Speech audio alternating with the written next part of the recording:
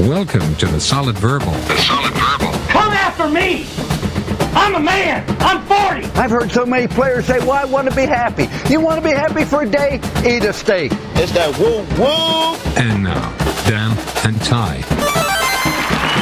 Welcome back to the Solid Verbal, boys and girls. My name is Ty Hildenbrandt. Joining me as always over there in beautiful New York City, my man, the one, the only Dan Rubenstein. Sir, how are you? I am so good. I am so good and excited to be doing previews, Tyler. Oh, God, it feels so good.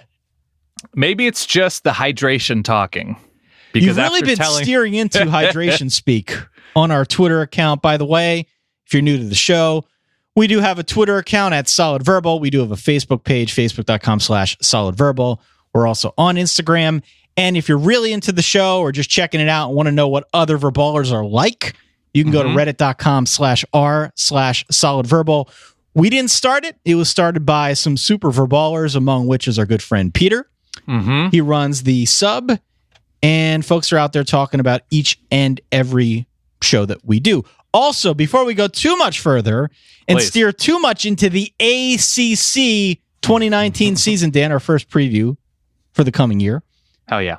If you haven't already, the weekend of August the 17th and 18th, we will first be starting our Solid Verbal World Tour in the great city of Dallas, Texas, or a little bit north, I should say, to be particular. The DFW area, yeah. The DFW area. solidverbaltickets.com/Texas is where you can buy tickets to the Fantasy Things draft that we're going to do on August the 17th at Alamo Draft House, 8 p.m. Central Time. Be there, be square.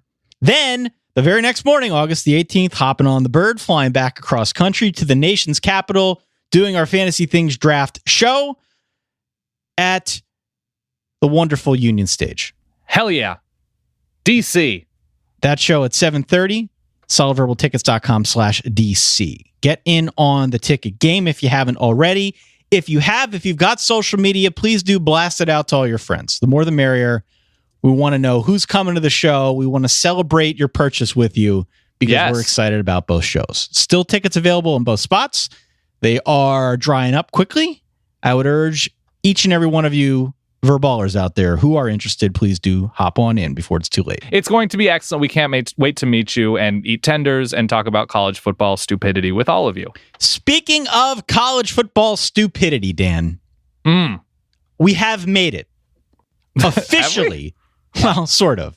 Yeah. We have made it through the long, cold offseason of college football. Yes. The summer is in the rearview mirror, at least in a college football sense, because starting today, right here, right now, we are launching our 2019 preview series. We're starting with the ACC. And as longtime listeners will know, over the course of time, we've evolved this format a number of times. We've gone through by a division, by team. Today, we're just going to simplify this, yo. We're going to do all of the ACC, one episode. Might run a little bit longer than you and I are accustomed to, but that's okay. We want to make sure that we have a self-contained ACC show for any and all who are interested. We've put an extraordinary amount of research into this, and I think we're excited about the next couple shows where we actually get to talk about some on-field stuff. Yes, totally and completely true. The ACC kicks things off for us because it is America's Championship Conference. Am I correct? That is the correct acronym. It is America's, that's what it stands for, America's Championship Conference. So our format is, we're doing the entire conference. We've decided to split things up divisionally, and we are going to ask each other questions that we have about our own or the other person's division of quote-unquote expertise. That is correct. So these are our burning questions to each other, sort of like we had with the Q&A, where we came up with our own Qs and As, and we're using that to discuss America's Championship Conference. I have not written out, at least not yet, a full-on role-playing series for the ACC or really any conference, but I'm not ruling it out because, as you know, these preview episodes sometimes take a bit of a left turn. I don't want to rule that out. Playing ACC game, like Adazio's Dungeon. So roll the dice. Thank you. The way that we've broken this up, You're going to ask me questions about the ACC Coastal, or as we know it here and love it here, the ACC Postal. Everybody's 4-4. I am going to ask you questions about the ACC Atlantic or the so-called ACC Fatlantic. Yep. This is true. And I believe thanks we're just going to go Christian back and forth. Wilkins. Yeah, I was going to say thanks to Christian Wilkins, there's something beautiful about the Fatlantic. So, Dan, I guess we're a little bit undecided on what sounds we would like to use to lead into all this great information here. It could go breaking news, could go picks of the week, could go lightning round, shootout, murdered. What are you feeling? Just do what anybody new to playing Street Fighter 2 would do and just mash those buttons on your soundboard.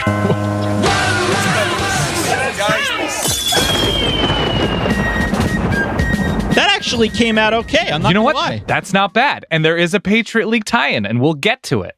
That's true. That's pretty good. You could put the hypothetical one just because it's a question-y sound, but I don't know if you have that loaded up. I will find it before the end of the show. Put it in post. So, Daniel, I want to start by asking you a very important question.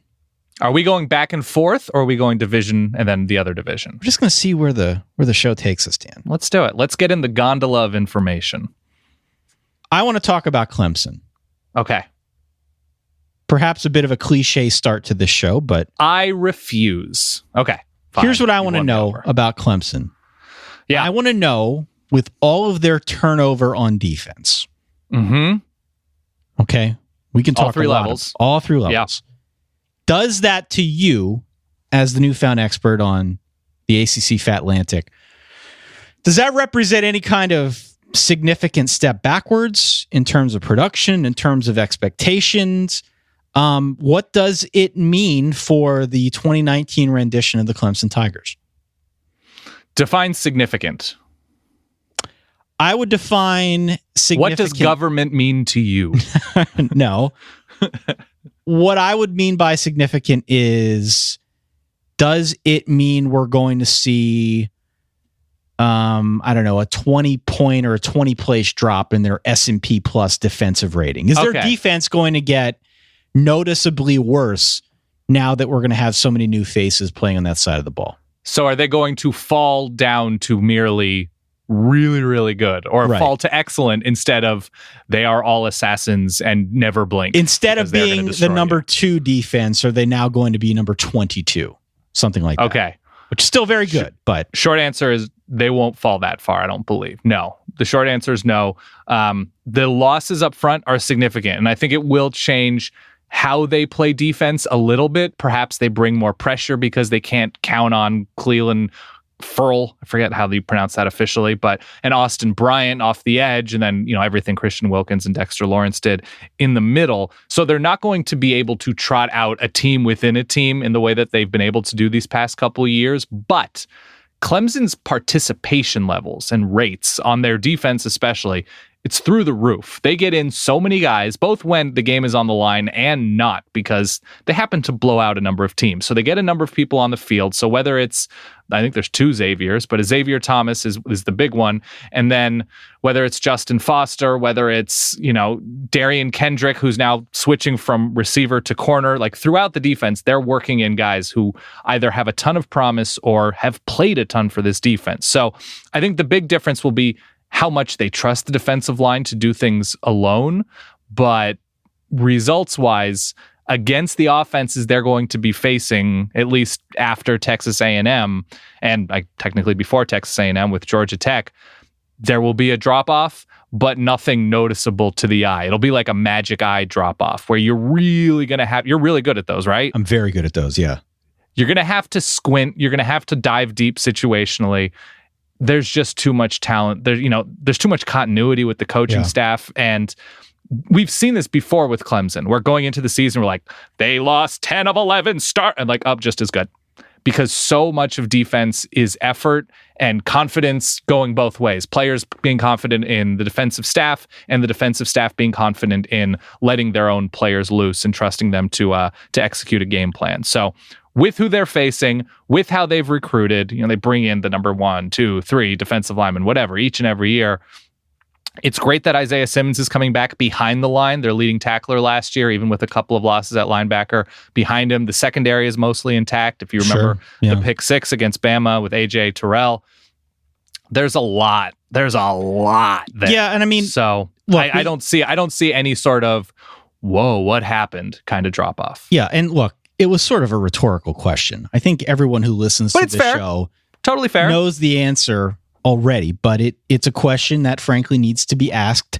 This is a team that went 15-0 last year. Of course, they won the national championship, beat Notre Dame in the playoff, beat Alabama in very convincing fashion in that championship game, and now they bring back a lot on the offensive side of the ball. We talked here about defense, and I'll go back to that in a second, but so many key contributors are coming back on the offensive side of the ball, not to mention Trevor Lawrence, potentially a Heisman frontrunner. He and Tua Tagovailoa potentially duking it out for the Heisman. They are the odds-on favorite, at least at this early juncture in the preseason.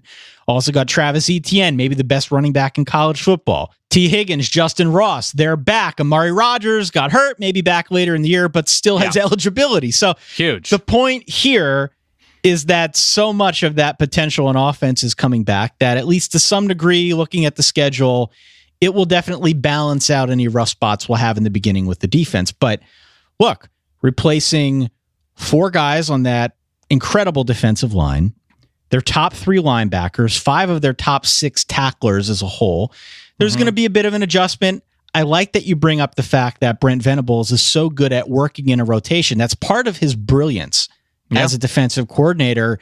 It's played a huge role in building depth, in building this sustained success that we've seen now under Dabo Swinney and Brent Venables at Clemson. So I think Clemson's in a great spot. The schedule's favorable. I don't know if you looked at the schedule at all. I do. I have an order of threats that I'm curious your opinion about. So the 3 games that jump out to me, you got Texas A&M in week 2. You've also got a road game at South Carolina on November 30th.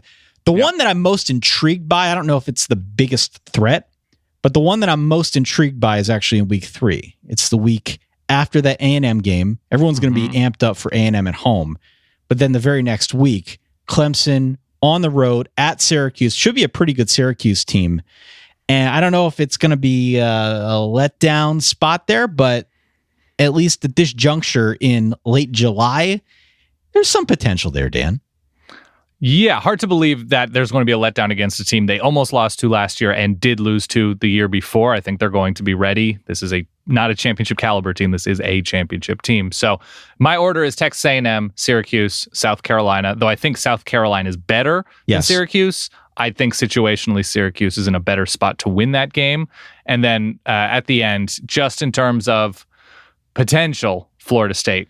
But that's pretty far after. So that's my order of threats, because there's not much you can point to on offense. Mitch Hyatt's gone, but they've recruited the line really, really well. And the second half is pretty much cake until South Carolina. And I believe both Florida State and Clemson have buys before that game. So the Florida State threat is pretty microscopic. So that's where I'm at. At worst, they go 11-1.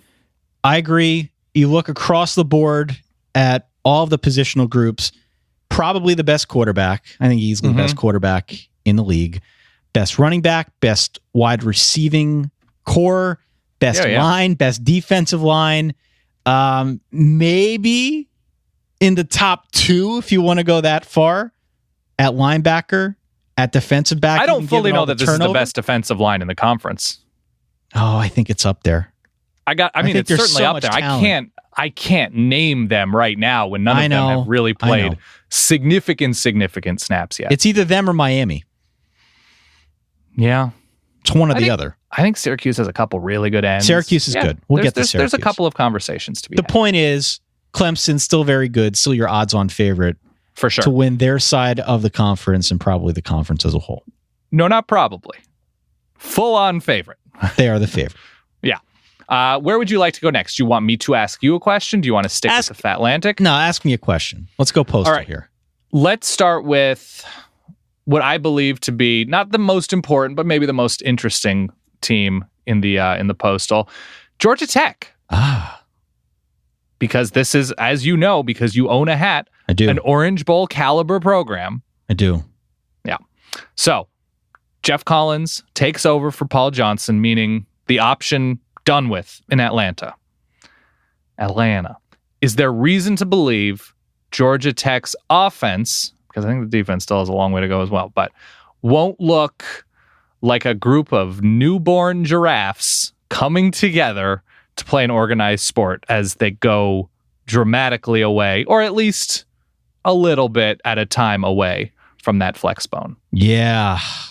So it's been interesting because when Paul Johnson stepped down, he himself was talking to a similar point. And his spin at the time was, hey, these kids are still football players. Like, they didn't play this system that we just ran when they were in 5th grade. They were recruited to a system, but they're still really good football players. And the larger implication that he was driving towards was they can play in any system, right? Can somebody throw the ball forward? Right? Yeah. And these things, they all sound fine. And they're very inspirational. And of course, that's the kind of thing he's going to say. But at some point, Dan, the rubber meets the road. And that's when you get the real transition, which is essentially what you're asking about here. How is this personnel going to adapt to Dave Patnode's system on offense? Because he wants to achieve more balance. He's not going to run that option. The truth is, Dan, we've got quarterbacks recruited to an entirely different system. We've got inexperienced wideouts. We've got an offensive line that, frankly, is used to blocking for the run and not so much the pass. The vision that I keep having in my head is, remember when Dennis Northcutt was playing quarterback for the Cleveland Browns for that brief moment in time? Very vaguely. And it wasn't all that successful because Dennis Northcutt was wide receiver. Right. But damn if it wasn't interesting. Yeah. Damn if it wasn't at least exciting enough to keep you interested to watch to see what was going to happen with the Browns on offense. They didn't win a whole lot of games. We've all rooted for teams that have put somebody under center or in the shotgun where we've thought, I don't know if this guy's the guy. He looks like a left fielder coming into the mound. Right. What's happening? Just like a lot of wildcat concepts that maybe somebody could throw it. And if they do, we'd be interested in seeing what happens there. I still remember the Chris Harper era at Oregon very well. Sure. I feel that way about this version, this 2019 version of the Georgia Tech Yellow Jackets. It's going to be a transition. It's probably going to be ugly. Okay. So on offense, I guess the answer to your question is that to some degree, yes, it's going to be a flaming bag of you know what. But look, there are questions on defense along the line as well, and they're young, but it should be a pretty okay defense. Jeff Collins knows how to coach, at least that side of the ball. There are pieces there. They're going to hold their own. That's a bright spot. I don't want to focus on the negative so much, but I think defense is a bright spot. I like what Jeff Collins has done. He's a guy who was born in Georgia. He's had 2 stops at Georgia Tech. He has really steered into the fact that Georgia Tech is in Atlanta. He's gone full on Atlanta with the branding of this Georgia Tech. I think they do Waffle House Wednesdays, like on the video series on their website. Waffle, like that. Yeah, he's doing that. He's tweeting about Big Boy, right? Like he's fully indoctrinated into Atlanta, and I think that's a smart move to try and just brand this program a little bit differently. There are still going to be weird things, like he said Tech's not going to have a depth chart. Instead, they're going to have something that he's calling the quote-unquote line, which is, quote, a measuring stick that will judge whether players are ready to play. A little too like New Age Herm Edwards for my liking. Right. But hey, he's trying to start something new. The schedule certainly is not doing them any favors. I don't know if you got that up, but it's not. It's not doing them any favors. They open at Clemson week 1. Home against Georgia last week of the year. Tough bookend there. But the answer to your question, very long-windedly, is it's going to be weird, but it could be fun, and there are some bright spots, and I really like Jeff Collins. So by the end of the season, they could be full-on adolescent giraffes and not newborns struggling to find the ground under them. I think that's right. Yeah, I think that's You right. mentioned the line, and I'm going to connect Georgia Tech to something that you have buried deep within the recesses of your memory. If the line for success is be better than Demetrius Jones, Notre Dame. Oh, God. Against Georgia Tech. Oh, God. Trying to all of a sudden install a new offense on the fly. Do you think the line can be above that by midseason? Probably not. Midseason? Whoa. Probably not. How many points did they score in that game? 3? Yeah, I blacked out, but yeah, I mean, look, there's a lot of talent, but it's for a different system. And okay. I do subscribe to the notion that these are still athletic kids. They still know how to play football. They're football players first and not option players first. Right. That's true. I mean, it takes a while. This is not easy stuff to just pick up. You can't study it overnight and then get all the machinations down the next day when you go out for practice. It's going to take a while to set in. I think Jeff Collins is a good defensive coach, which is going to help pick up some of the slack for the offense, but it's just going to take a while till they adjust to Dave Patnode's system. Want to feel old? Not particularly, but go ahead. Georgia Tech's running back in that game, Tashard Choice, the great Tashard Choice, wow, is now Georgia Tech's running backs coach. Wow. Okay. Yeah. Shall we move on? It was 33-3, by the way. So that's the bar for success. Being able to score more than 3 points against the 2007 version of themselves. It's very incestuous. I apologize. Dan, let's move on. Okay. I want to talk about the Syracuse Orange. Let's. You familiar with something called the Ewing theory?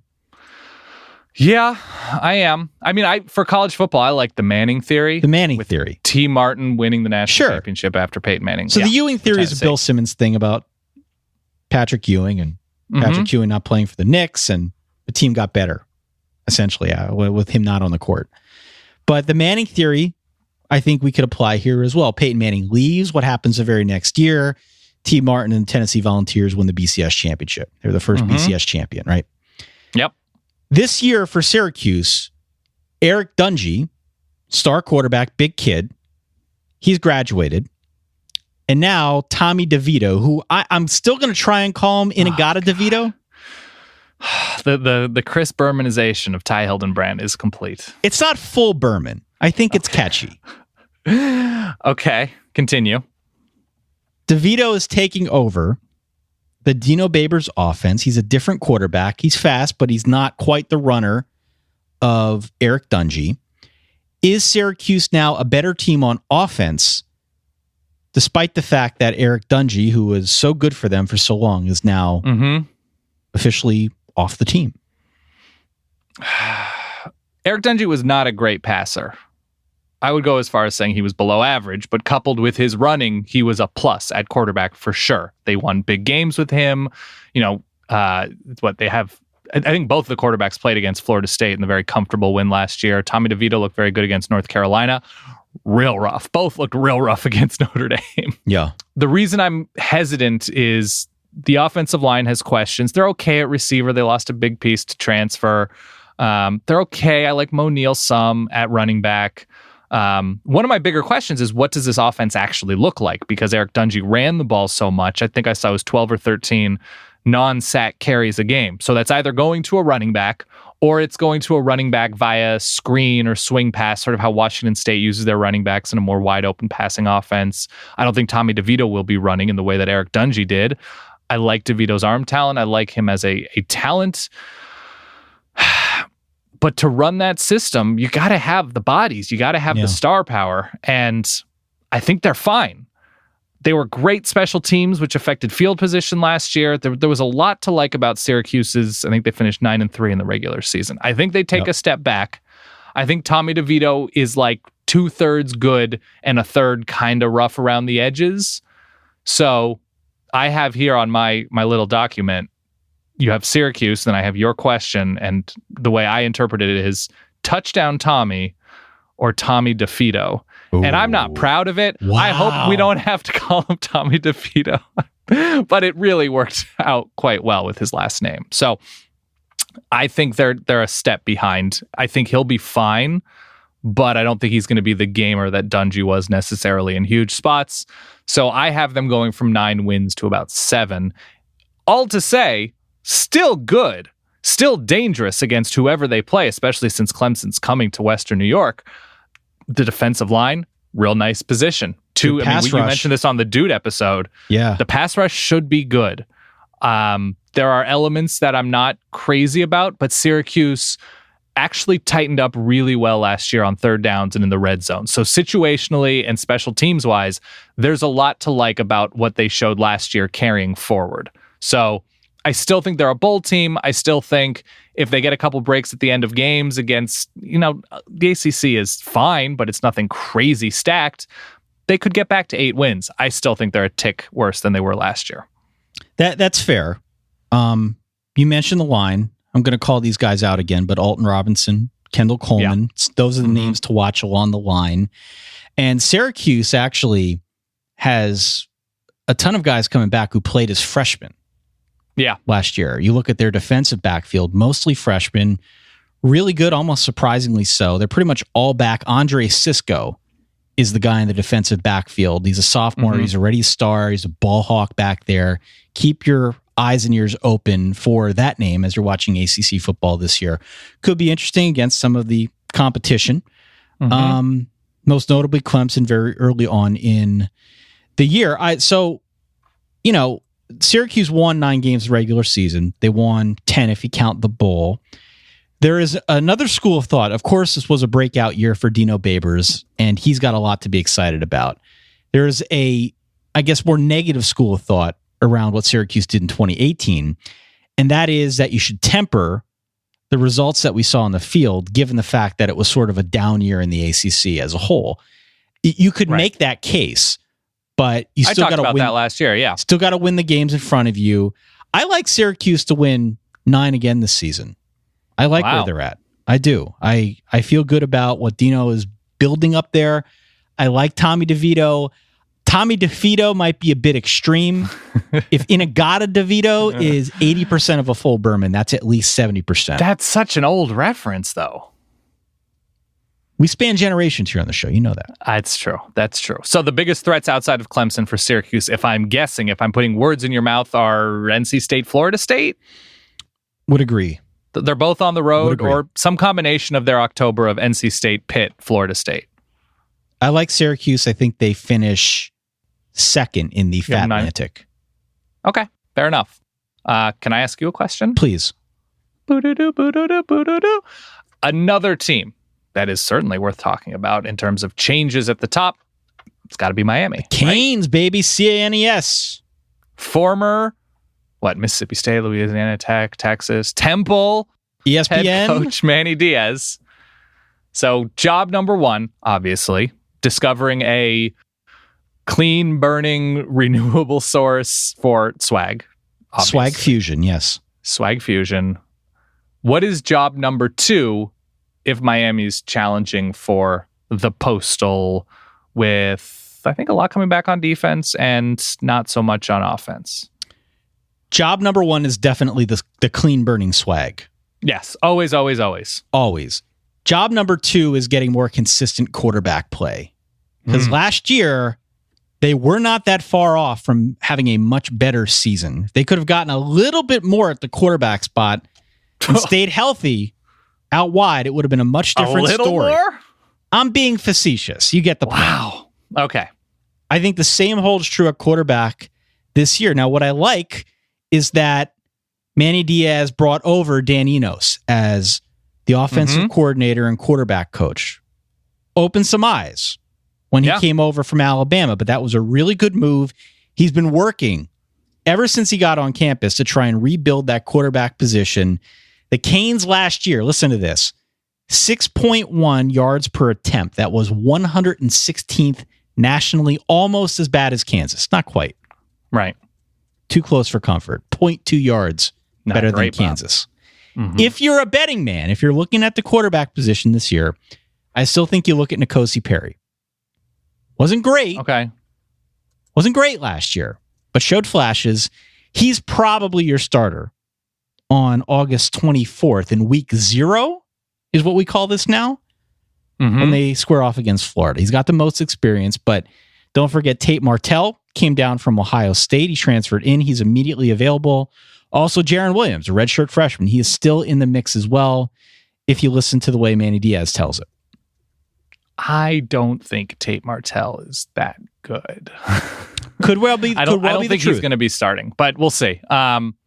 So is there confidence from what you can tell in the combination of Dan Enos and a good amount of skill, talent, albeit raw at Miami, and improvement at quarterback? Because you were very kind, albeit, I guess, facetious in what Miami looked like near the end of the year offensively. It was even bad. With getting getting a good performance from their defense regardless and still not being able to pull out games.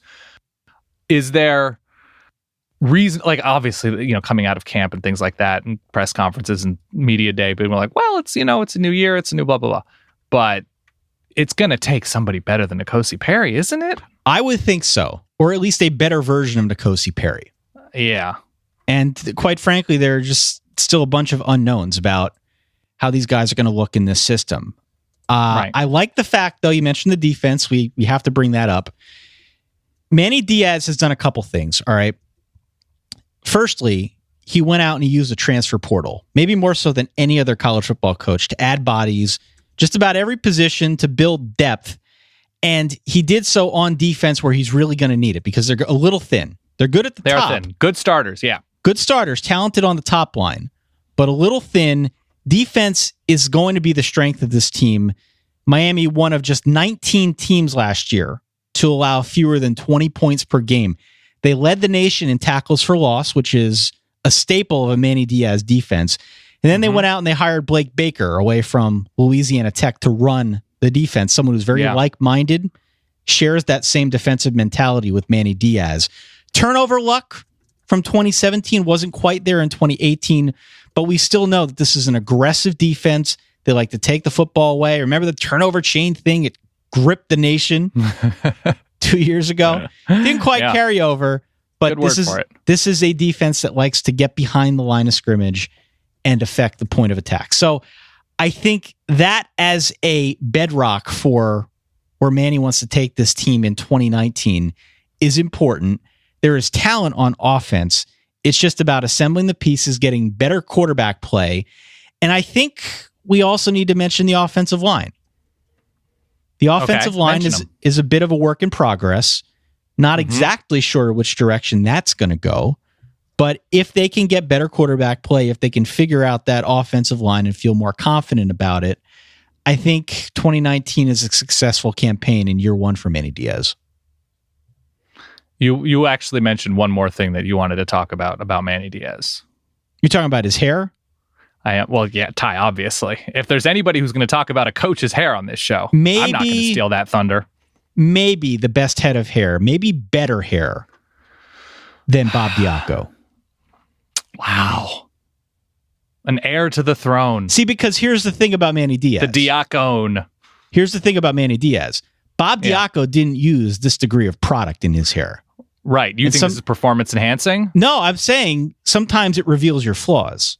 You put a little too much product, it clumps together, it doesn't look quite as thick.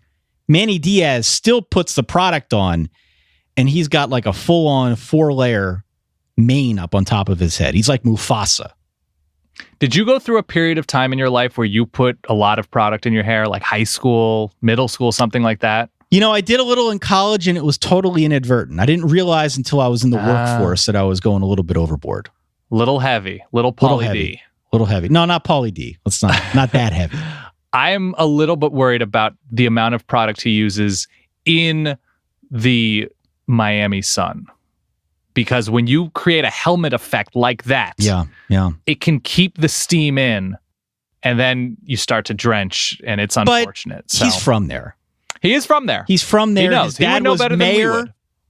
I don't know if you saw that. His dad was the literal mayor of Miami in the early 2000s. This is like Welcome Home Scott Frost on steroids. Yeah. You'll hear more about that in an upcoming show. But he did go to Florida State.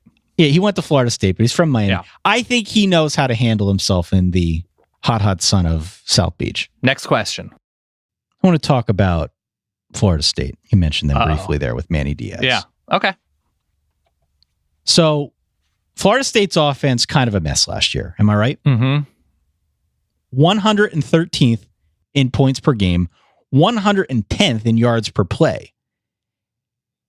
There was already after 1 year, some chatter that Willie Taggart could be on the hot seat after that performance. 5-7, didn't make a bowl.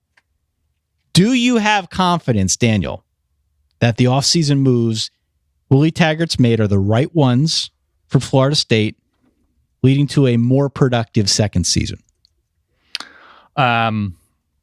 Is Larry Allen going to play guard for Florida State this year? Because if so, now we're talking. Even in his retired larger state, we are talking. Yes, I mean, they can only go up from where they were up front offensively last year, and I don't think Walt Bell was a great fit necessarily for Florida State. The running game took a hit. Everything took a hit, and it started with the offensive line, the injuries, the attrition, the misevaluation going in. Everything that could have gone wrong basically went wrong for the offensive line. They bring in Kendall Briles. I don't want to be saying that last name all season long. Maybe they bring in the Stephenville, Texas offense, Stephenville High.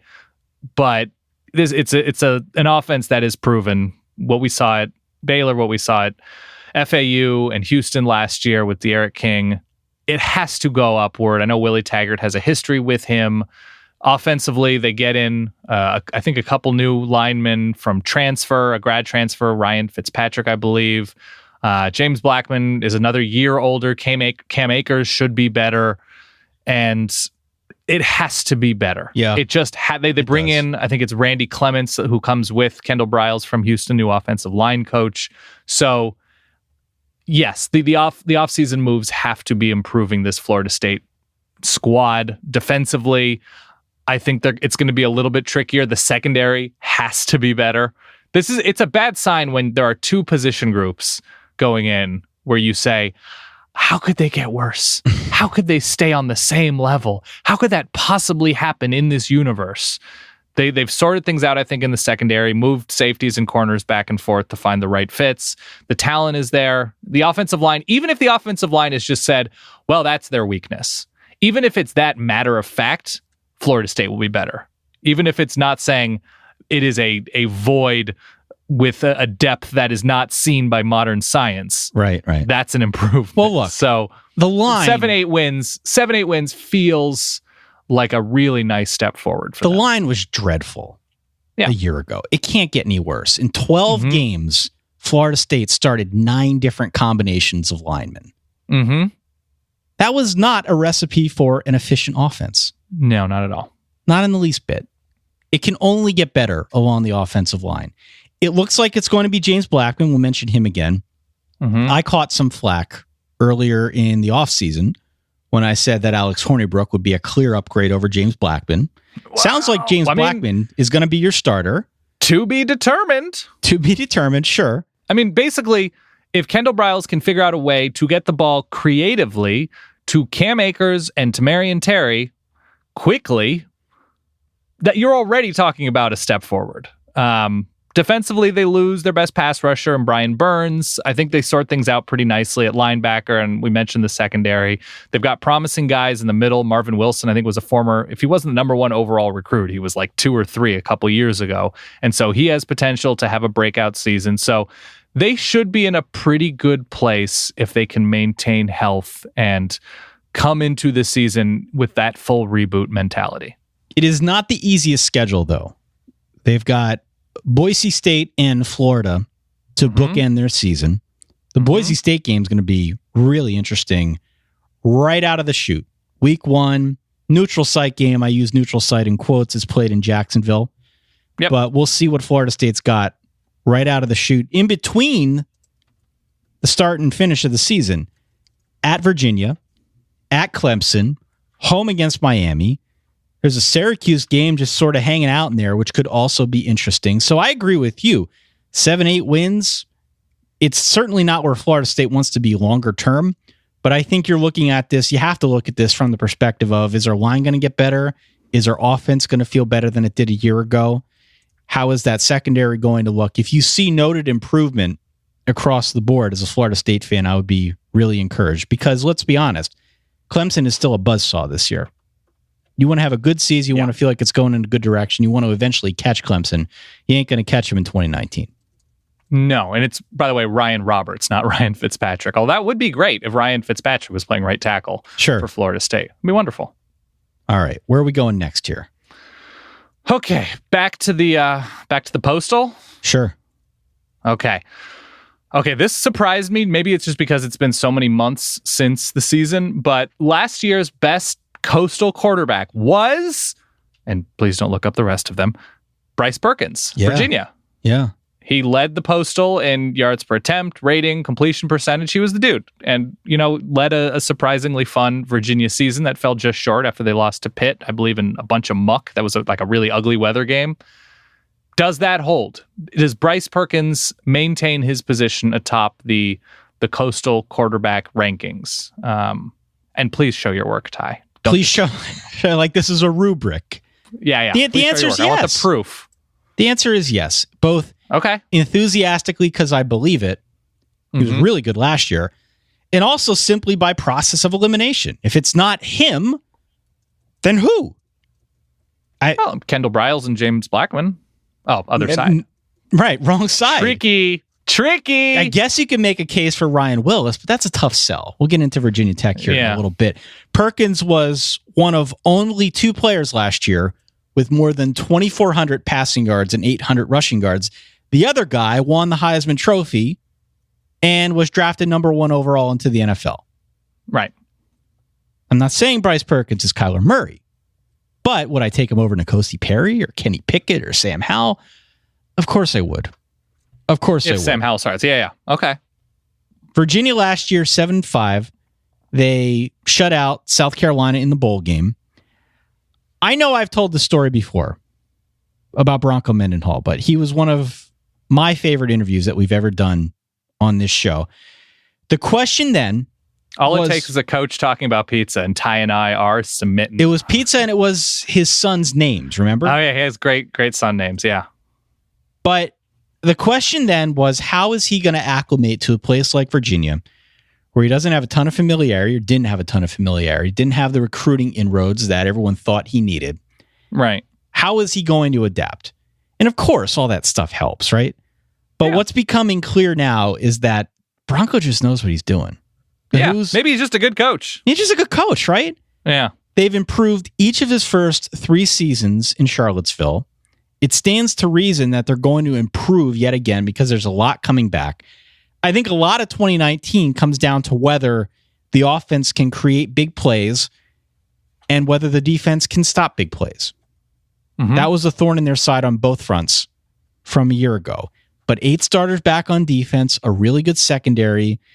They're at Notre Dame. They're at Miami, right in the middle, right in the meaty part of that season.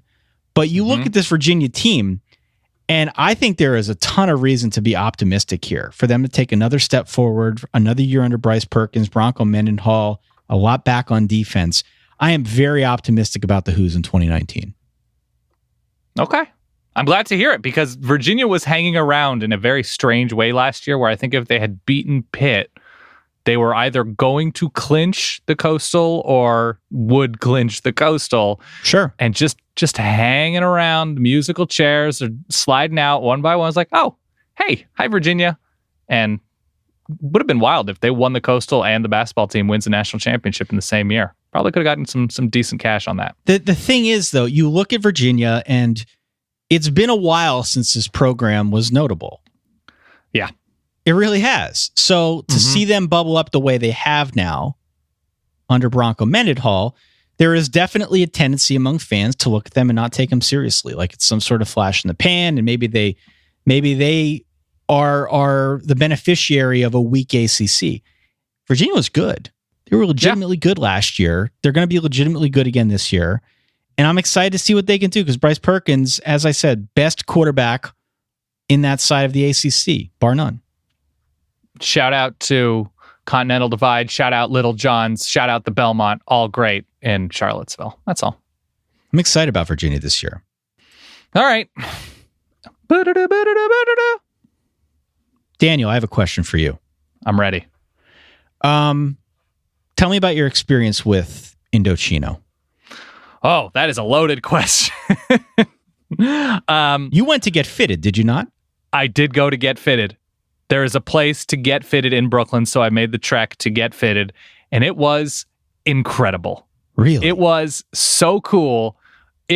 I was going in thinking, like, when you get a suit altered or you go to a tailor and they just sort of measure you like tip to tip of your hand. They put you up on that little weird podium, right? It's kind of weird podium, and it takes a few minutes, and you're just like, all right, this is your waist, this is the distance around your chest, this is your neck size, whatever, and then you just move on and go grocery shopping, whatever. Not with Indochino. Not with going to a showroom to get fitted for a custom suit. So is it like getting fitted for the bat suit? What exactly is this like? I think more specific than a bat suit. It was we've mentioned, I think with a mattress company, we've done spots for the natural topography or geometry. Yeah. It was busting out protractors for my natural geometry. Whoa. It was around all leg types and different cuts of suit types that fit my body type, and around my chest and my waist and head and everything. And I was turning to the side, and there were different angles. It took the better part of 45 minutes to an hour. Okay, very important question. Then I promise we'll get to the actual meat of this ad. Yes. Did they use lasers? They did not. They should. No. I had a conversation about lasers. I think it was Jose was my guy. Really great service. Could not recommend going to a showroom enough to get fitted for a custom suit. Despite the lack of lasers, they were super nice. They were attentive to my natural geometry. Once again, I am very excited for this Indochino custom suit to arrive. It's great and crazy affordable. All right. Indochino, if you haven't gathered by now, they make suits and shirts to your exact measurements, maybe not with lasers, but that's okay. It gives you an unparalleled fit, unparalleled comfort. The process is easy. You could do what Dan did, go to one of their 40 North American showrooms and have them take your measurements in a really cool way. Or you could do it at home. Shop online at Indochino.com. You submit your measurements, give them your design choices, then they're going to professionally tailor your suit and send it to you. Our listeners can get any premium Indochino suit for just $369 at Indochino.com. That's Indochino.com. Enter SOLID at checkout. That's 50% off the regular price. A made-to-measure premium suit. Shipping is free. Indochino.com, promo code SOLID. One more time, any premium suit, $369, free shipping. An incredible deal for a premium made-to-measure suit. Once you go custom, you don't go back. No brainer. Come on. Now, for my actual ACC question, Daniel. Yeah. Let's talk about Louisville. Whoa. Did you read any of the coverage from ACC Media Day? No, I definitely didn't. Oh, actually, no, I take that back. I read a little bit, yes. Scott Satterfield, new coach at Louisville. He said that players weren't previously allowed to walk into coaches' offices. Woof. Yeah. At Louisville, which does not seem like it promotes a whole lot of trust within the program. Right. But that they aside, have to send actual cardinals with their messages into the windows to get any point across. You wouldn't think cardinals could be used in a messaging capacity, but they can. Mm-hmm. What else, Daniel, outside of being a little bit more of a open door situation, will Scott Satterfield be doing differently at Louisville? What can fans expect that's going to look different and feel different from what they saw under Bobby Petrino? I think they will not lose many games by 7,000 points. I think that will be a good first step. It's a good start. Of differences. It's going to be culture initially. They don't have the talent right now. They don't have the depth right now. As they switch systems a little bit, Bobby Petrino, even though Lamar Jackson was, yes, very much a running quarterback who could also throw incredibly well, they're switching systems a bit and they're recruiting more to what they are going to try to do offensively, which I think is going to be more ready with the quarterback. We saw it at App State really succeed. He brings over a number of his coaches. He brings back Court Dennison, who was at Louisville before, now comes back after a year at Oregon coaching linebackers. So I think he's the co-DC. So culturally, I think there is going to be a lot more buy-in and a lot more players simply liking the coaches they play for and the head coach for which they play than where they've been these past few years. I also think it's going to take a good chunk of time to fully get both the culture and talent level and depth to a place that Louisville can compete just week in and week out in the ACC, just because it's not just Bobby Petrino screwing things up at the end. It's, well, how did he recruit? How did he evaluate? Because everywhere he goes, he leaves it kind of a mess, which is sort of selling what he actually leaves behind short. So the good news is, App State, as much as you have fought the Mountaineers on this, they've been a really, really good program in the Sun Belt. Maybe not beating Miami.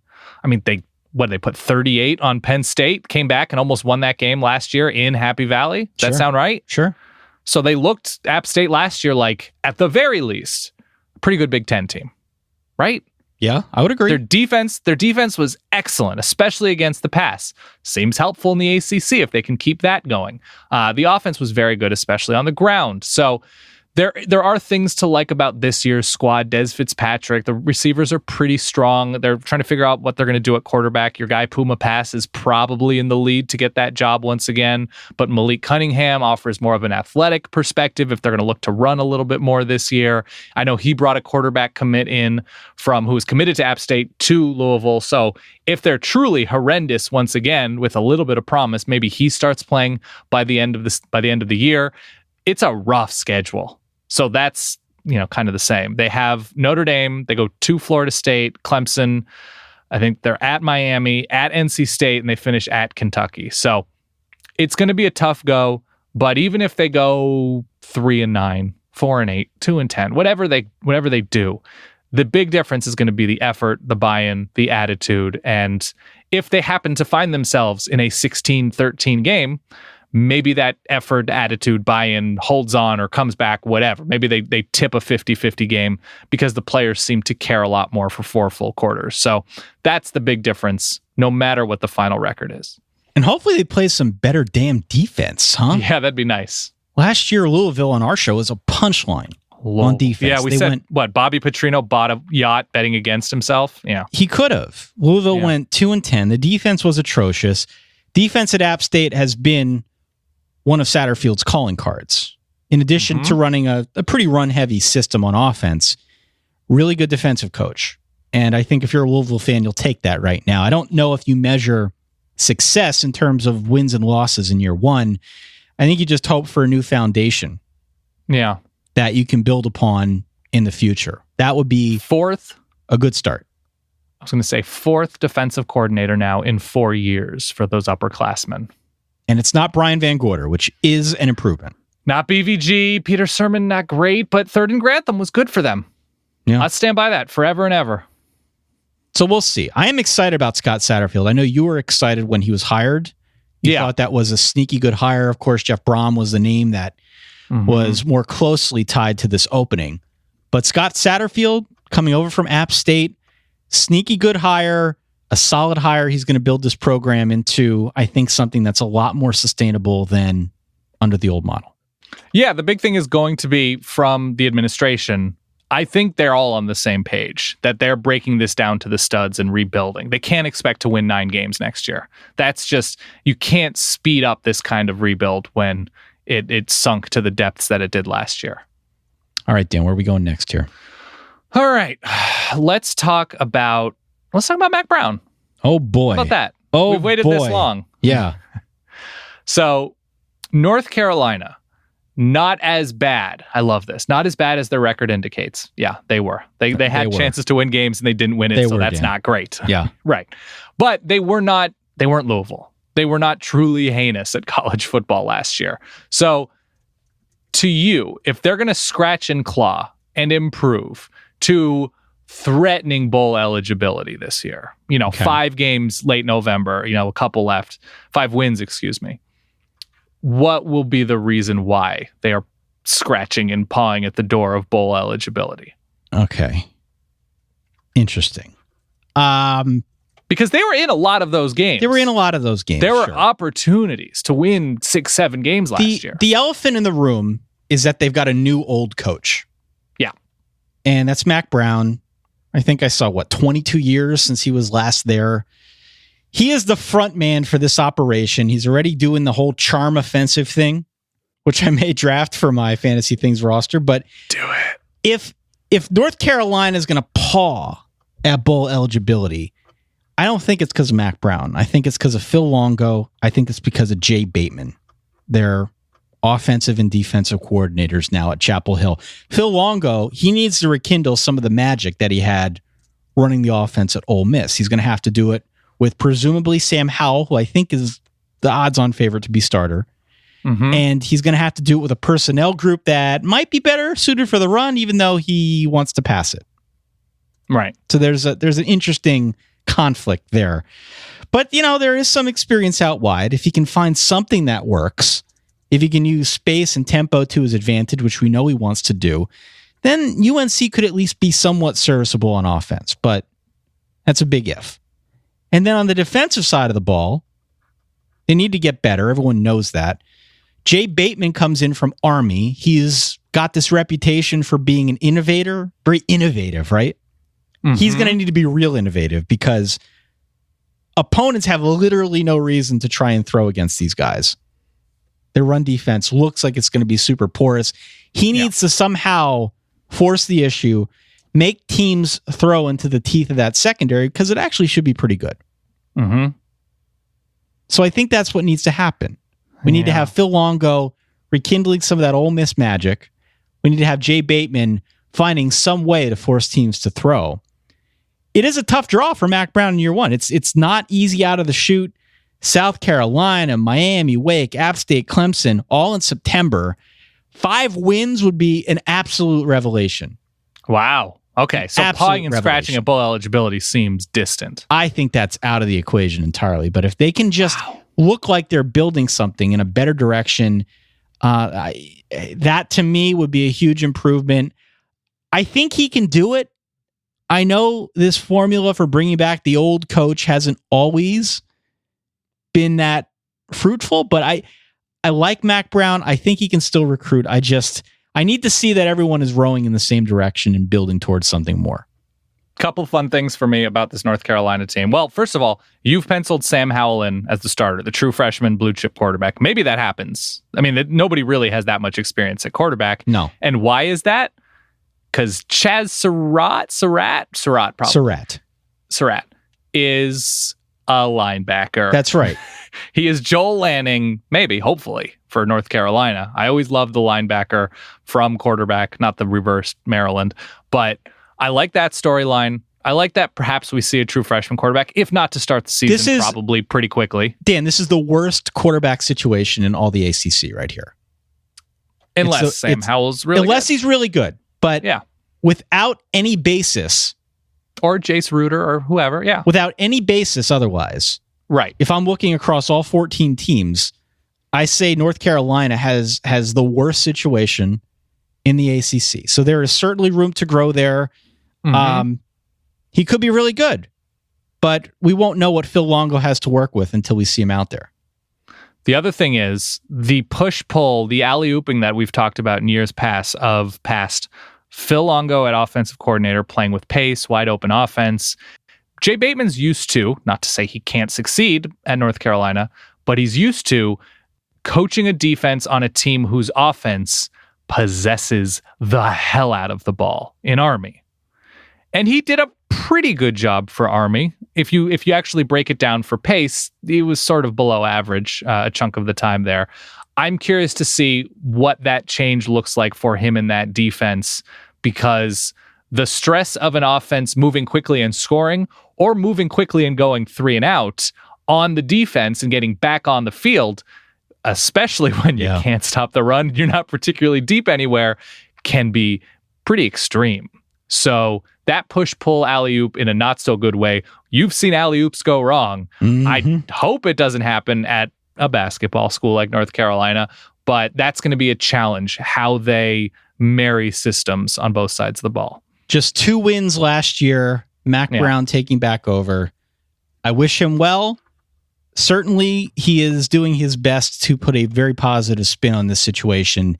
He's not going to be the long-term answer. The guy's 67, so he's trying to build something, get it started on the right course, presumably then to hand it off to somebody else who can take it from there. But Phil Longo, Jay Bateman, a lot rests on their shoulders and what they're able to mold with this unit in 2019.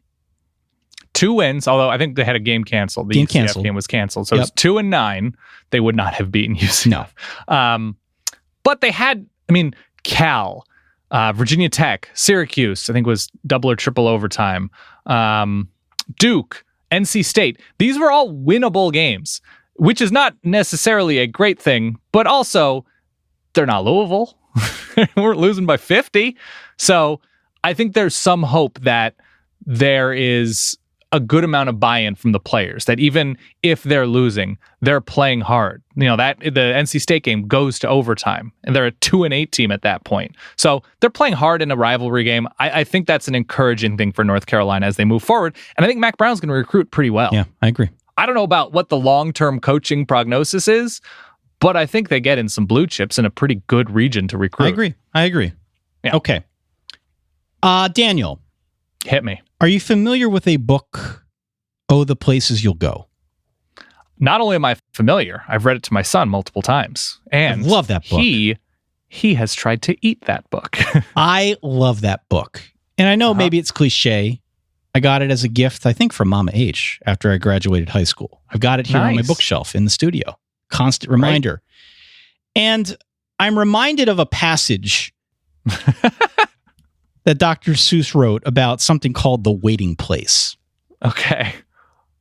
Waiting for the fish to bite, or waiting for wind to fly a kite, or waiting around for Friday night, or waiting perhaps for their Uncle Jake, or a pot to boil, or a better break, or a string of pearls, or a pair of pants, or a wig with curls, or another chance. Everyone is just waiting. So my question to you is, Dan, what must NC State do to finally escape the waiting place? So does the waiting place mean they're pretty good in a division they probably won't win for a long time because Dabo Swinney exists? I think that's right. Last year they go 9-3. Yeah. That's good. It's good. It is good. 9-3 is good. They had precisely one indefensible loss. They scored like 20 points against Wake Forest and lost. But they got murdered by Clemson, and they lost a shootout to Syracuse, both of whom they lost to on the road. Those are both okay. I can't be angry at NC State for those results. They should be a little bit more competitive against Clemson after the past couple of years where they were, but they beat their rival. They murdered Louisville. They comfortably beat Florida State. They beat a decent enough Virginia team. I think the West Virginia game was canceled, and their schedule wasn't particularly difficult, and they looked pretty atrocious against Texas A&M. But what's wrong with being 9-3 in the ACC pretty consistently? 9-3 is good. That's what I ask you. So you're saying that they've already escaped the waiting place? I think so. I think they could be a 6-6 program with too much neglect at certain places, but I think they've recruited smartly. He's hired really well, and now Eli Drinkwitz is on to App State, the offensive coordinator, who had a good deal of success in Raleigh. I've heard great things about the town of Raleigh, by the way. Home to Chip Patterson and Will Brinson. That's right. Matt McKay is the probable starter, sort of a tall, lean, redshirt sophomore. Bam Knight is a promising name at running back, sort of an explosive potential guy. A lot of the defense is back. It's one of those good news, bad news. Great. They're familiar. They're experienced. They were real bad against the pass last year. They did not get pressure. The secondary was kind of a nightmare. I guess they tightened up in the red zone, which is fine. Schedule's fine as well. They have Clemson, Syracuse, North Carolina at home. They're at West Virginia, at Florida State. But I don't see, even without Ryan Finley, I don't see a huge step back. There's enough talent at enough places. But hold on. Yeah. They're not just without Ryan Finley. They're without Reggie Gillespie. They're without Kelvin Harmon, without Jacoby Myers, Tyler Jones, Tyrone Prescott, Garrett Bradbury. A ton of guys here that are walking out that door. Defense should be pretty good, but remains to be they were good against the run. Remains to be seen to me how they're going to fare against this schedule, which I agree with you isn't totally daunting on its face, but the road trips aren't the best, and I see a bunch of one-possession games in there. That's sort of the recurring theme as you look across the ACC. So there are 2.5 teams where it's totally defensible that they lose, to me. Some combination of West Virginia, Florida State, Clemson. Those are all, and Syracuse. Those are all somewhat defensible losses, but I think they can beat Syracuse at home. I think they can beat Florida State on the road after what they did to them last year. West Virginia has a first-year head coach. North Carolina, the rival, first-year head coach. Georgia Tech on the road, first-year head coach. Louisville at home a week after Clemson, first-year head coach rebuilding project. Going to Wake, it's not pleasant, but it's not, going to the Tokyo Dome. Right. At Boston College and whatever the hell Boston College is trying to do offensively. If NC State is a team that's always good enough to win most of the games, if not all of the games they should, maybe this is a Manning theory with Ryan Finley. Okay. I feel much better about the continuity of what Dave Doran has done in Raleigh than a lot of the teams on their schedule. That's fair. Where are we going next? All right, Ty, my next question to you is an important one. What do you think about Indochina? Oh, no, we did that, right? Did we do? Okay. Let's talk about, and I hate this, but let's talk about Virginia Tech because I had such a good time in Blacksburg, and they are, I don't want to say quietly because that's disrespectful. People pay attention to Virginia Tech, but they've gotten worse by a game in the ACC each year of Justin Fuente, and don't let it get lost that now Mac Brown, who pronounced his name like that, and Justin Fuente are in the same division. They are, yeah. If the trend continues of getting worse by a game each year in the ACC, they go 4-4 last year, so they would potentially go 3-5 this year in the ACC. What's the difference for them between going 3-5 and getting back to 5-3 as they did in Fuente's first year? The difference is twofold. First off, can a brother get some stability at quarterback? Please. Oh my God. Please, Daniel. Okay. Josh Jackson snapped a leg last year. That had an impact. Yes. Ryan Willis came in. He was the 4th highest rated passer in the conference. He got good experience. He's back this year. He's got a good arm. Mm-hmm. He's got good receiving targets out wide at tight end. That should help. The offense should be better. The defense has to be better, Dan. Gotta. For so long, this has been the calling card for Virginia Tech, and specifically Bud Foster and the lunch pail defense, right? Mm-hmm. Last Do you think year, Kirk Herbstreit is heartbroken about that? Has to be. Last season, Tech gave up 15 more points per game than it did in 2017. 15! It's like 2 touchdowns. 15! Okay, yeah. It has to get better. Has to get better. The season last year was underwhelming if you're a Tech fan. They finished, if you count the bowl loss to Cincinnati, under 500 for the first time since 1992. That is not a good look for Justin Fuente.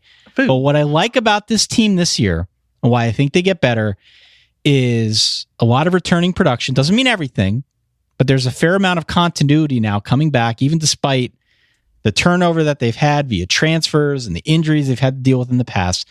They're 11th in returning production this season. And while it could go either way for Virginia Tech this year, they're tough to predict. I think Justin Fuente still has what it takes. He hasn't been bad. He just hasn't been good enough. This revolving door hopefully ends in 2019 and they finally can build on something. So I am optimistic about the Hokies. Road schedule mixed because they do have Miami and Notre Dame on the road, but otherwise it's okay.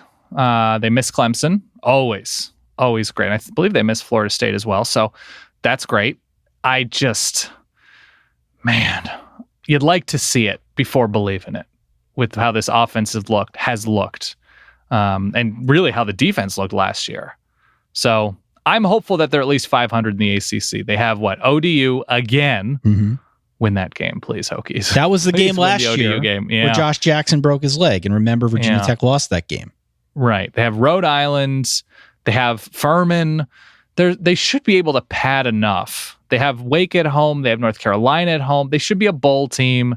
They should probably get to 7 games. This is not a terrible, terrible schedule. That Miami and Notre Dame road trips aside. So I'm rooting for Virginia Tech to have a comeback year. Ryan Willis was not bad last year. No, he's fine. Was not bad. He's a sneaky choice for one of the better quarterbacks in the ACC. Yeah, I don't know if that's an indictment of the ACC or a compliment, but yes. I'm intending it as a compliment. Good. For Ryan Willis. 24 touchdowns, 9 interceptions last year, an above-average arm, a good player, a good prospect. I think he has what it takes. He's got targets out wide and at tight end. It's there. It's there. Maybe not to the extent that Virginia Tech fans want, but I think we're going to see a big jump forward in 2019. Look at you. Sunshine pumping Hokie. Daniel. Yeah. Steve Adazio. Speaking Just of a bunch of guys being dudes. You want to play the sound? I can. We also have the Dude remix. It's better than this. Guys being dudes.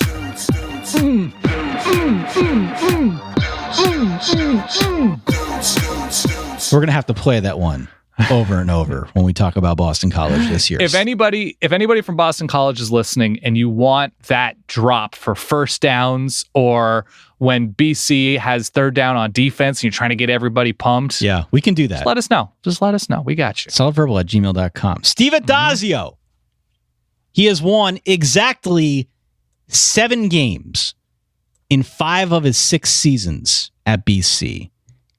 Each year, a couple names that bubble up. We have this. Mm-hmm. But are we going to see any proof in 2019 that this is a program that's actually improving? Striving to win more than 7 games. I don't see it. I don't really see it. It's not because they're not talented. It's not because they don't have a good defense. I think it's all offense. I think it's all a dull-headedness about what BC's offense should be. And it's, we got to control the line of scrimmage. No. We got to run power. We got to win this game in the trenches. And Boston College is not really going to have consistently the talent up front to do so and to have a quarterback who can take advantage in play action. I think Boston College is a place you have to be a lot more creative and think about running a unique system. You don't have to run the option, but you have to open things up. You have to say, okay, we're going to find a bunch of like super fast 5'8" dudes who are going to be too short for Penn State in the Northeast or Syracuse, but let's figure out something to do with them. And Boston College is, let's just run off tackle. And they have a new offensive coordinator. It's former Butch Jones guy who was awesome at Central Michigan, Mike Bajakian. He was okay at Cincinnati. I imagine Tennessee fans are not a huge fan of his, what Tennessee offense looked like early on in Butch Jones' career there. But man, the offenses have ranged from like average to horrid. Sometimes they're kind of bad, which is fine. This year they'll have a new offensive line, but I'm not terribly worried. You've got 2 offensive line coaches because of Adazio also serving in that role. A lot of turnover up front, though, Dan. Turnover up front. I thought Anthony Brown, if the argument is that Bryce Perkins isn't the second best quarterback in the ACC, it might be Anthony Brown. He got pretty good. Kobe White's pretty good out wide. A.J. Dillon has stud tendencies, which is what they said about you in high school, Ty. Mm-hmm, they did. But they use him in such a way that he's, getting 3 yards and falling forward. So I don't think it's fully his fault. I think it's more of a limitation by the system. It'll be a new look defense. They promoted their new defensive coordinator. The line up front on defense is also almost entirely new.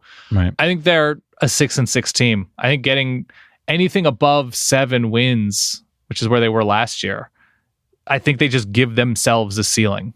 And so they were 7-5 last year. They played, you'll remember, those glorious 32 plays in the First Responder Bowl, which got canceled because of the lightning. Yeah. But 7-5, right on the number. I'm with you. I think they get marginally worse this year, and I think it's due to that defensive turnover that you just addressed. I'm not as worried about that. I think they'll be okay there. I'm worried about it because we've got turnover at defensive end, the entire secondary, and just as a whole, the way that this program has operated is they've really relied upon that defense to pick up for the offense, because the offense has never been something that you can feel confident in. But now if the defense is going to get worse, I think it makes Boston College marginally worse as well. So 6-6 or 5-7 feels about right to me. They lose Hamp Cheevers, who was a great ball hawk for them at corner. They were, and why I think it's the offense rather than the defense is you can get effort. I think these guys are going to get effort. I think they're going to get stops.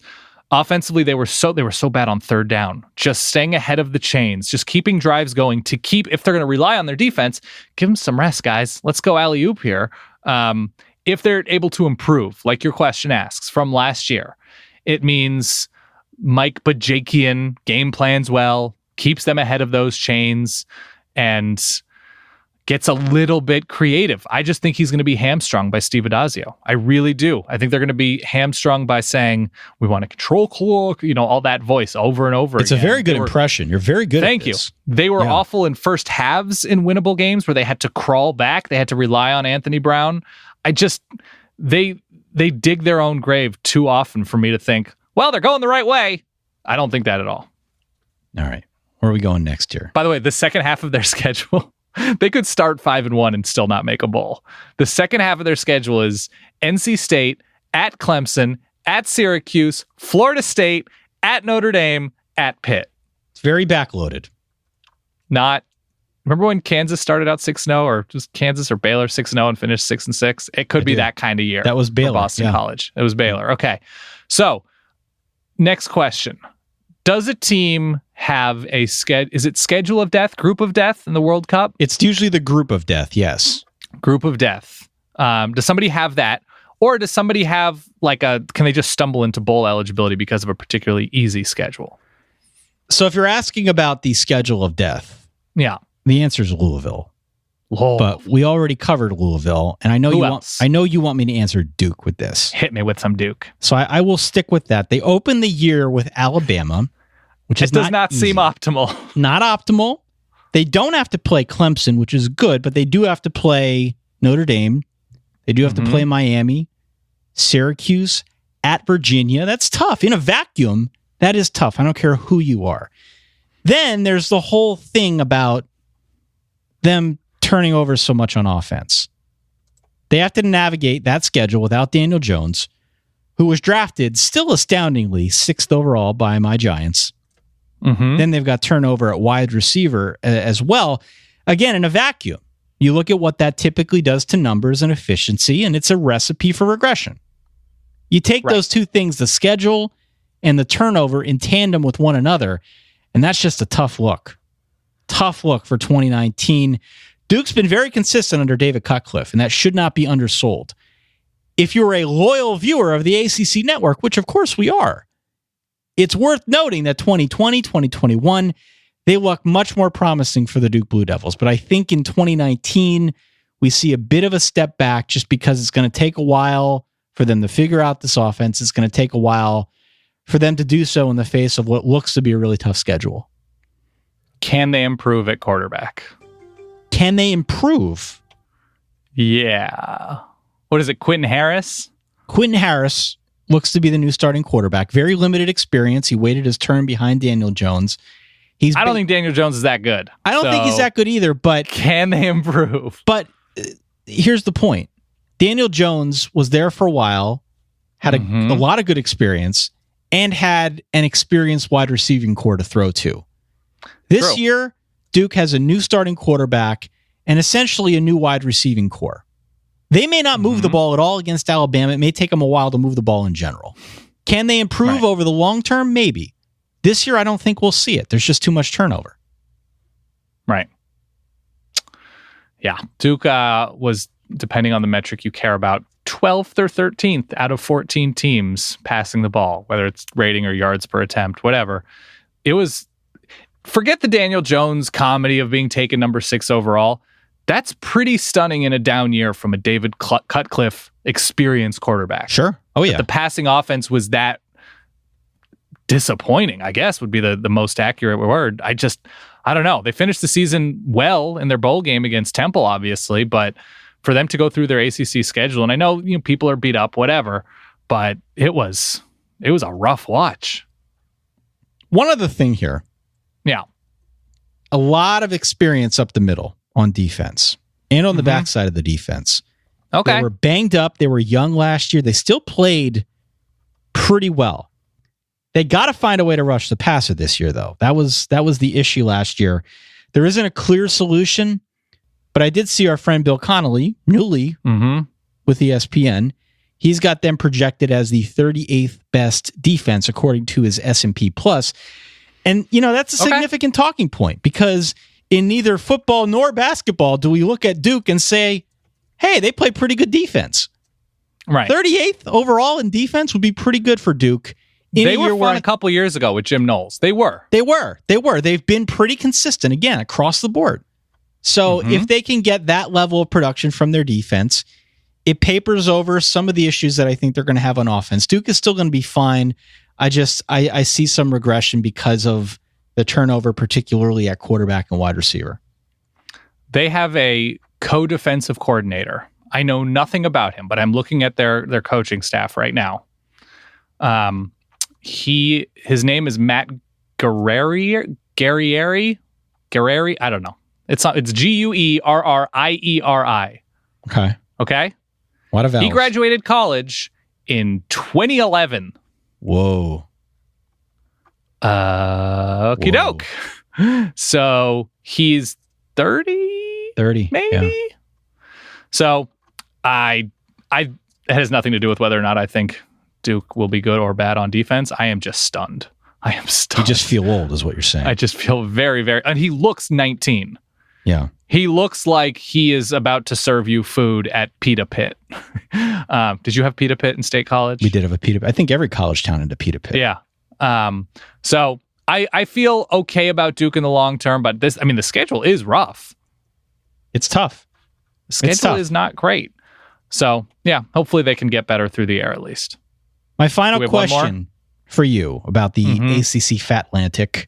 It's about Dave Clawson, Dan. Okay. Dave Clawson, newly extended at Wake Forest through, I think, 2026. Congratulations to him. Great. He said that it's taken him 5 years to get Wake Forest back to a point of being a, quote, normal program. Normal's relative. What does that mean? Always. I think it means better depth. I know it means better facilities. That's been one area of emphasis. On the field for him, it has equated to 3 straight winning seasons or winning records, if you want to be particular. 3 straight bowl wins. It's sort of been a slow burn of constantly improving in the margins for Wake Forest. How far off are we from a true breakout season where they finished a year with like 9 wins or something crazy? Ty, remember when the Wolford wagon was rolling at Wake Forest? Yeah. That's the breakout year. Okay. It happened. I think normal in not even Wake Forest case, but if that word is being used, the only thing I can think it means is not a nightmare. It's above a nightmare. That's all I think. Like, yeah, things are operating. We have people working in various departments. We have chairs. We have a practice schedule. We have water for the players after practice. Somebody vacuums the locker room. Like, I think things are just operating as they should. And they're recruiting on the level that they should for not necessarily a top tier ACC team, but a respectable bowl eligible ACC team. That's normal. That's not a nightmare. The only way I could see Wake Forest getting to 9 wins is if whatever polluted the minds of Louisville players last year pollutes like 6 teams this year in the ACC. That or like Trevor Lawrence, T. Higgins, Travis Etienne, and Justin Ross are like, why don't we just transfer to Wake and be legends? Why don't we just do it, guys? Let's get to Winnie Salem. Outside of that, normal is great for Wake Forest. Getting to a bowl game is great. Having 2 capable quarterbacks and Jamie Newman, teenage heartthrob sounding name, and Sam Hartman is wonderful. Having, depth at positions, even though I think their defense is going to be kind of a nightmare this year, especially in the middle, they're a team that they play quickly. They're coached well. They take talent that's probably 4 or 5 win team talent and get to 6 or 7. Wake is in a great place. Go Deeks. Normal is great. They're sailing right now. Stop being selfish and asking for 9 wins from my beautiful Demon Deacons. I like Wake Forest. I do. Yeah. I like the job that Dave Clawson's done. I'm curious to see how they replace the production of Greg Dortch. One of my favorite names, Torched by the Dortch, All-timer. Got a good laugh out of that. 125 targets, 8 touchdowns, over 1,000 yards walking out the door. They got to find a solution. Got to find a target out wide. And I do think, though you called attention to the defense, I think they'll defend the run pretty well. Okay. They didn't have nearly enough of a pass rush. Last year. Last year. Yeah. So I think they got to cure the pass rush, but I think they'll be good enough against the run. And sure, it might be a bit greedy asking for 9 wins, but the question needed to be asked. It is a program that has consistently gotten better. He's gotten them to normal. The next logical question is, can he take them above normal? So we'll see. Let me hit you with this. I don't think it's going to happen, and it might end in August, my question, and it's any sort of relevance tied to it. Utah State, new coach, Gary Anderson, new old coach. Rice, North Carolina with Mac Brown. Elon at Boston College. Louisville. Okay? And then a bye before Louisville. Mm-hmm. How many iterations would it take for, like, if they played the season 100 times, right, how many of those times does Wake start 6-0 with that opening? 9? 17? 33%. 3? 33%. 33 times. Yeah.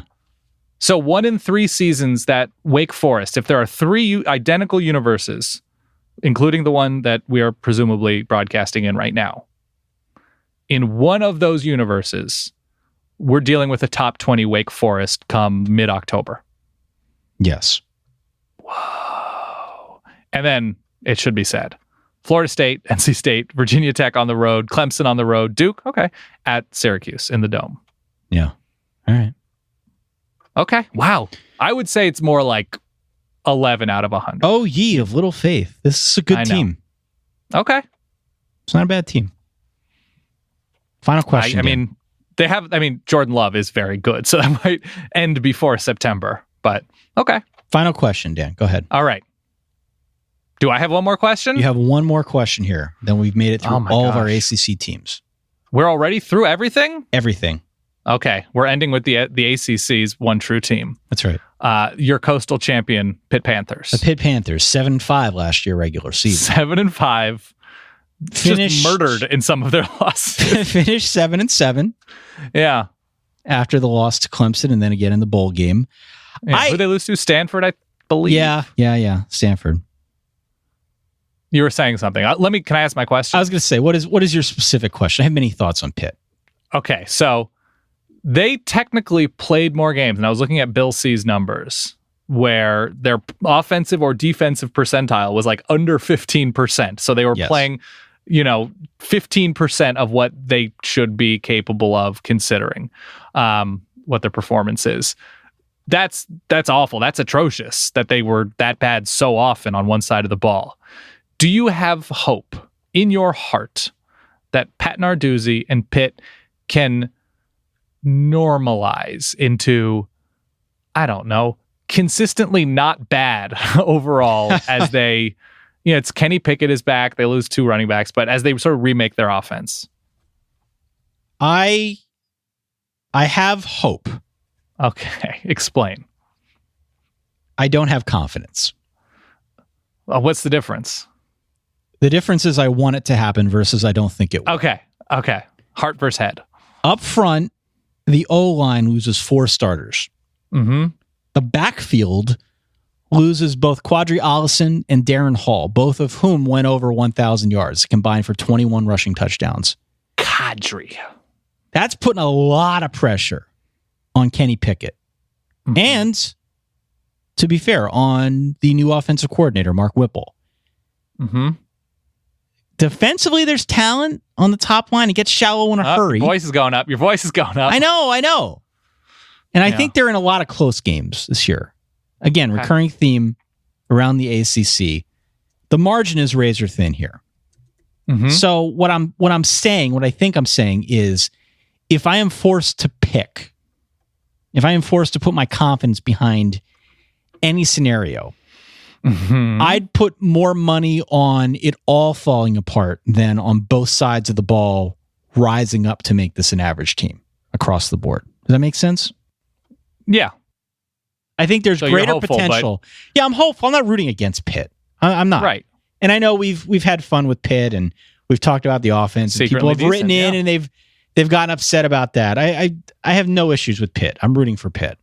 Yeah. But I think the way that this is constructed, especially up front, especially losing the backfield, especially with Kenny Pickett, who I'm not terribly confident in, I have a greater degree of confidence in it all sort of falling apart than all of it collectively getting better. Their final 3 games of 2018, Miami on the road, Clemson in the ACC Championship game, Stanford in the Sun. It's Stanford. It must be Sun Bowl.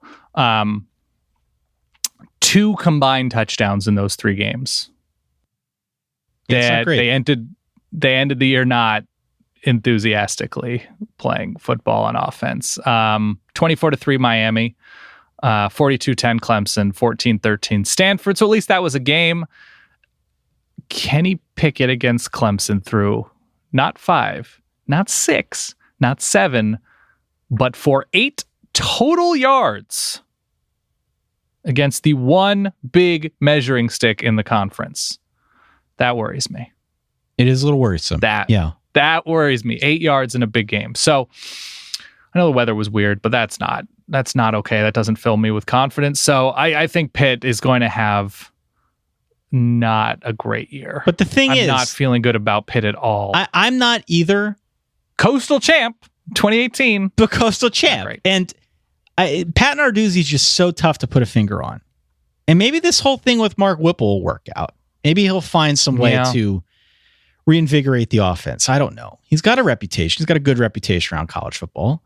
Maybe he can be the guy who breathes some new life into the situation now, but they're going to have to come up with something in a hurry here. They really are. Again, a ton of production walking out the door, and I'm just not confident that the solutions are there. That's where I'm at. Yeah, I mean, that's all reasonable, but last year, Pitt's offense with, I think, 2 backs that went over 1,000 yards, right? Yes. Ollison and Darren Hall. Yes. They finished, and I know you questioned the science, Ty. You are a Danalytics truther.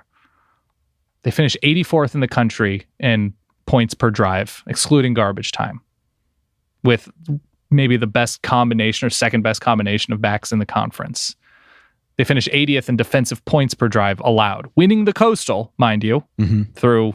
I mean, this is also a team that played UCF and Penn State. So this was a Penn State team that got it together in the second half of that game, and UCF, which was enormous all season on offense, when Mackenzie Milton was healthy, especially. I am worried that Pat Narduzzi is not that good, despite some of the results, despite beating Clemson, which now looks like, wow, what a hire, and wow, Matt Canada is not somebody with a job. And we talked about this on Twitter. It's like 58th, 84th, and 86th when Matt Canada is not in Pittsburgh. When he is, 10th with Nate Peterman. It's such a weird career that Pat Narduzzi has had in Pittsburgh. I think it's going to be like a 4-8 year for them. All right, there you go. We've covered all 14 teams in the ACC. Felt good to get this one under the belt. A little rusty. I felt very good about this show. A little rusty. I feel good about the show, too. Yeah. Feel a little rusty. I'm sure there are things that we left out. I hate to put out this call because I always get stuff that I missed or left out or screwed up. Sort of the nature of the beast. But write in, solidverbal@gmail.com. Look us up on Twitter, Facebook, Instagram. Go on the sub. Yep. Talk to other folks. Let us know what we glossed over, what we missed, or where you agreed. We always welcome your feedback. And make sure you drink a bunch of water. Make sure you drink a bunch of water. Not too much water, but make sure you stay on top of your hydration. Do we have any official predictions for this conference?